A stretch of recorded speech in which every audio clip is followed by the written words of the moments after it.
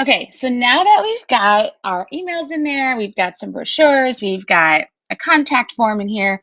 Next thing we're going to cover in our templates is invoices, contracts, proposals, and packages. And you may be like, well, that's a lot, but they all go hand in hand. So I'm going to kind of walk you through how they all come together. So the first thing is the easiest thing, the packages. It's very easy to add a package very quickly in here. So you can add them as individual items, or you can add like a full blown like brand package in here. So you would create a new package, and I've actually created one down here. I called it package one. But here's that like logo design piece that we had earlier, revisions. But you could put the price of that in here. You can add a description. So maybe you include in there like what's included specifically in that package, and then all the different items that they get as well. So if that's more money, you obviously put that price, but typically when people do this, they leave this at 0 because it's already like built into the package for them.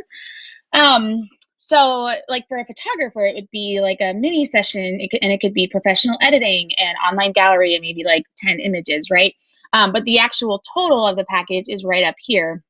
And it makes it really easy when you're creating packages to find them when you're ready to put them into an invoice or a proposal. So that's why we take time to put them all in all together and get them ready to go. But like you could have it where it's, a brand identity, and then you can see that there's all of these different, like what's included in here, and then the cost of that. And then if they wanted to include more items, they could. But that's a honeybook template. So it's nice because it could be as simple as, package one, where it's just like, here's what's included, or it could be a little bit more elaborate where you just add in all the details in there in addition to the cost of that, and then if there's tax and all of that good stuff. So adding in your packages right away really helps with efficiency with invoices and proposals. Before I get into that, we're going to go into contracts. So for a contract, my favorite feature of this is smart fields. So I created one where we had this one right here, where you could see what a full contract will look like in here. So you can look at like, okay, I can copy and paste my whole contract. You literally could copy and paste it in here. And then what you could do, so for some clients I've worked with, they have had it where it's like client, we'll do client name, client. Okay, so actually we'll do it like this. Maybe we'll do client info up here, and then you can do client name, client email, client address, and maybe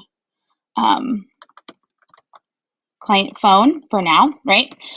And I show you this because of smart fields. So you'll see that there's a couple of different fields already like built into this at the bottom and stuff. But I'll show you what it looks like when there's a lot of fields in there. But in order to access smart fields, I'll show you at the top. So at the top for all of your contracts, once you get a copy and paste in here, then you just have to go through and edit it. So this is all your font stuff. These are alignments, bullet points, numbers, all that good stuff. And then these are kind of like the sweet spot for contracts. So this one right here are the smart fields. This one is you can add a payment schedule. So if you create payment schedule templates, which you could, it might be more personalized depending on the client though, but you could add the payment schedule right in there into the contract, a packages list, and then a header if you want. So it's really up to you, but a lot of people just do like this default header up here, and then they copy and paste their contract. And really the biggest thing that people utilize is smart fields. So when you come in here, a smart field can look like a variety of things. So especially for wedding photographers, it's nice because they have like venue name and project end date and the budget and all of these awesome details in here. So for like first client, first and second client would be like a couple, right? Like first client full name, second client full name. But for this, we'll just do first client full name. And then if there were a value, like let's say you put a number in there for anything, you could add that right there. And then can edit means like the client could edit that information in the contract if you left it at that setting. So if it's something that they could edit, then you can leave it like there, like that.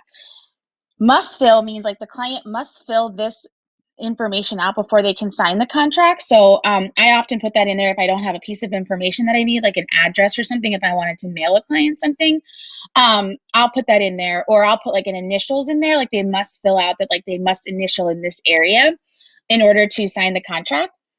And then can't edit obviously means that like you cannot edit this once it's done. So any of your pertinent information that you don't want a client to like touch, you put can't edit on. That setting would be in there. So this would be a must fill, but usually a lot of these smart fields will auto populate for you. And if there's anything that doesn't auto populate, I typically make it a must fill for the client to fill out before they can sign it. So we're going to save that. And then again, you can come in, just click on this and you go to email. So you go to first client email and you click save. And you might want to make this like a must fill just in case it doesn't auto populate, right? And then we have address. So let's look. Okay, here we go. So we'll do must fill. Oh, that's actually, oh wait, yeah, no, we got that right. Okay, so we'll do address right here. Let's see, must fill. Okay, and then a phone number. So that's just a very basic way of getting in your smart fields, but it's really nice because once you get your contract template in, then you can just go in and like add those different fields in the contract template throughout. So you can see agreement date is right here. And they can fill that in, like they can, you know, or that can auto populate whatever settings you set it up for. So it's really, really nice and helpful when you have smart fields built in because it takes a lot of the time out of editing a contract out for you. So to see this, so we're gonna title this 10K. Actually, we'll keep it untitled for now, just to not confuse anyone. Okay, so if we come back, we're gonna take all of this info out. So I just want you to see what this looks like in a live contract. And you might be like, well, why are we putting all these contracts in the beginning? And it'll come together when we go to a live project. And so like for the 10K GG contract, actually, let's get out of that one.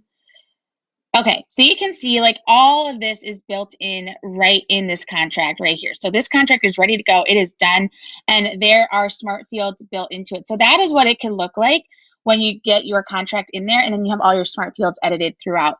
So taking the time to get your contracts in there is really, really important because then it makes it super easy when you're ready to put it to a project. And so now that we have contracts done and we have packages in, we'll go to invoices first and then a proposal. So if you ever wanted to send an individual invoice to somebody, you could, and you would click on create a new invoice and you would just title it. So typically it's like the client name and then this invoice. And let's say maybe it was like an a la carte, right? Like an a la carte project or something, or maybe it's a day rate. Let's say that.